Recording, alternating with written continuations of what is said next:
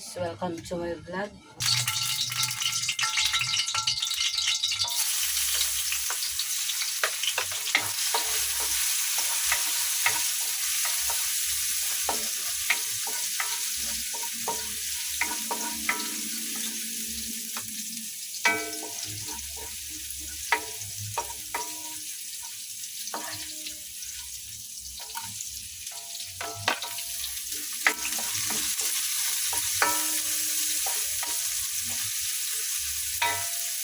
Magluluto tayo guys ng binagoongan.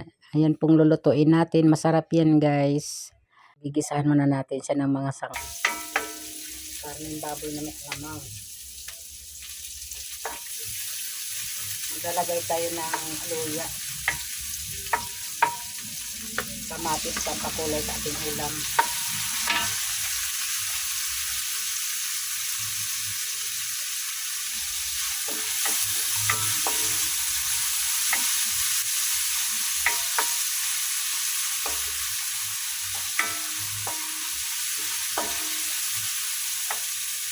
Lutuin natin itong alamang para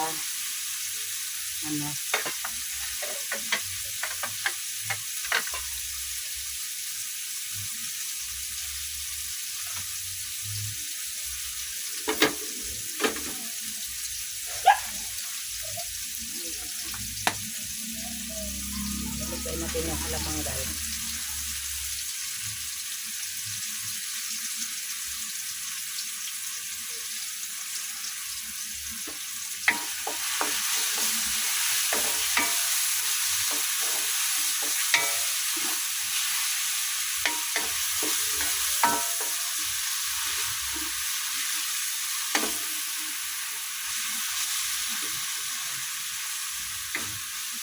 Hindi ko na siya hugasan para yung alat niya, yun na magpapatinta sa yung alat niya, yun na yung magpapatinta sa ating ulam.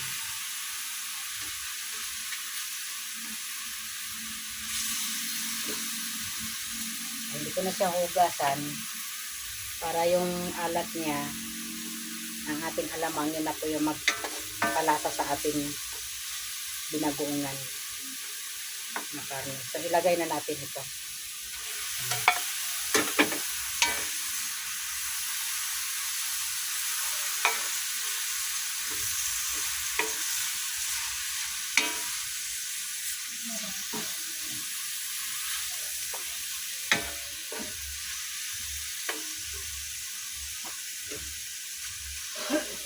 Takpan natin.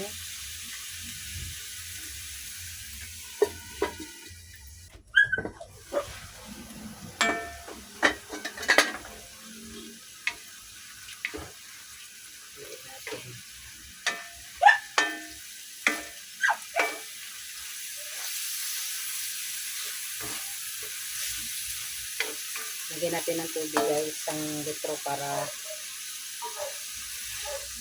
maluto siya ng gusto.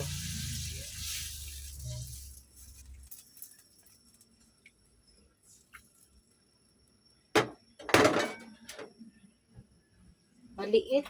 Yung kawal, yung takip ng kaldero. Oh, pa. Yung kaldero. Yan, nababoy. Yes, solid ang kanyang takip.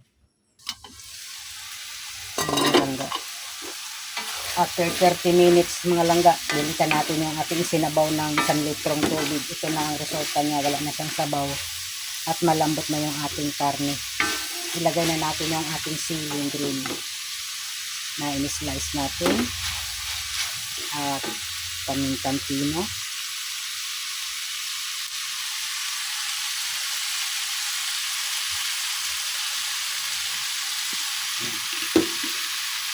Lagyan natin. Lagyan na natin yung ating gata.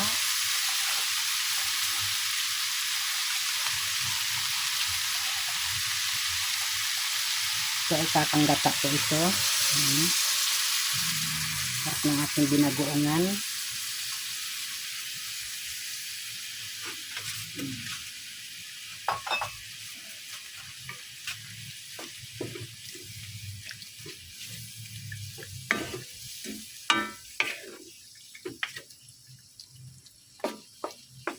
Lagyan natin ng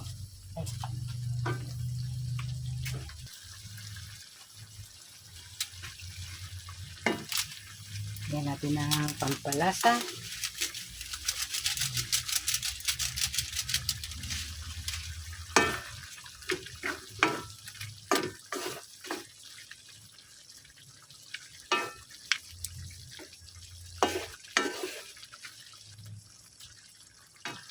Natin.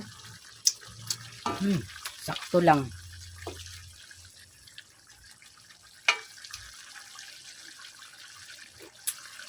Okay lang. Hindi siya maalat. Tama lang, no? Hindi na ako naglagay ng asin dahil yung alamang ang nagpapaano sa kanya. Okay na? Siyempre. Malambot na siya mga langga. Yan. Pakuloyin pa natin ng gusto yung ating gata. Para ay mas maano yung kanyang maluto talaga yung kanyang gata, mga langga. Yan, 2 minutes. Pakuloyin natin ng pakuloyin yung ating gata. Sarap mga langga yung ating binagoongan. Yan. Hindi yan matatawag na yung sinasabi ng Bicol Express dahil may bagoong po yan. Kaya ang tawag dyan ay binagoongan. Yan. Sarap. Hindi na ako magdadagdag ng tama na yung ating nilagay na gata, So yun mga langga, maraming salamat sa inyong panonood. Yan. At kung gusto niyo ang aking video, pa-subscribe na lang mga langga. Thank you for watching mga langga.